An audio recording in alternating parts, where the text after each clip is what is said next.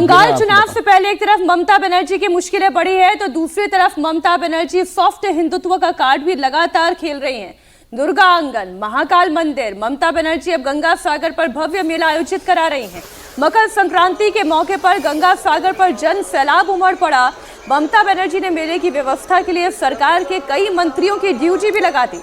खुद ममता बनर्जी राज्य सचिवालय में बने हुए कंट्रोल रूम से मेले पर नजर रख रही हैं। गंगा सागर में 24 घंटे लोग स्नान कर रहे हैं। ऐसे में समुद्र तट की सफाई के लिए 30,000 से ज्यादा लोगों को भी लगाया गया है। तो एक तस्वीर ये भी है, क्या हिंदू वोटों को अपने साथ जोड़ पाएंगी ममता बनर्जी? और जो ये कहा जाता है कि पश्चिम बंगाल में वैसा ध्रुवीकरण काम नहीं कर पा रहा जैसा बीजेपी बाकी राज्यों में कर पाती, जैसे बिहार में कर पाती है, जैसे यूपी में कर पाती है। राघी जी, देखिए, मैं तो ये मान करके चलता हूँ कि ममता बनर्जी के दो रूप हैं।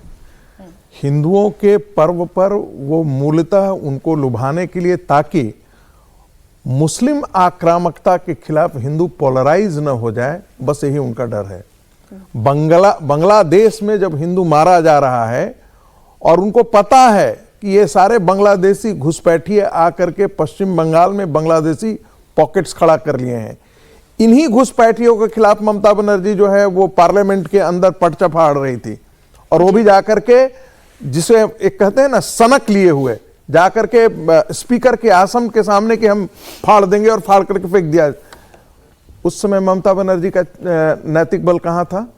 उस समय तो मानती थी कि हाँ सारे बांग्लादेशी घुसपैठिए हैं। और वे कौन लोग हैं बांग्लादेशी घुसपैठिए? दो ही प्रकार के हैं ना, या तो वहां के सताए हुए हिंदू हैं या इन्फिल्ट्रेट के मुल्ले मुस्लिम्स हैं। यही दो ही प्रकार की कैटेगरी तो है। और वो जो है भारत के लिए खतरा कौन है, ये सबको पता नहीं है क्या? उन सबों को संरक्षण देने का काम कौन कर रही है? ममता बनर्जी दे रही है। ममता बनर्जी इसलिए दे रही है क्योंकि उनका वो सॉलिड वोट बैंक है। ये सॉलिड वोट बैंक जो है वो कभी सीपीएम के साथ हुआ करता था, और ये सॉलिड वोट बैंक इनके साथ नहीं रहने वाला है। जिस दिन 40% की आबादी हो जाएगी, वहां पर हुमायूं कबीर को देख रहे हैं ना, वैसे ही मुर्शिदाबाद में होगा, वैसे ही 24 परगना में होगा, वैसे ही नादिया में होगा। ये सारी जगह ऐसे ही होने जाएंगे।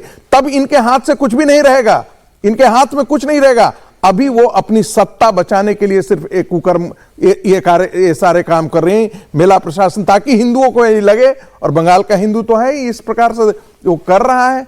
ऐसे लोगों को ये अपने खतरे को बिना पहचानते हुए वो ममता बनर्जी को जिता रहा है।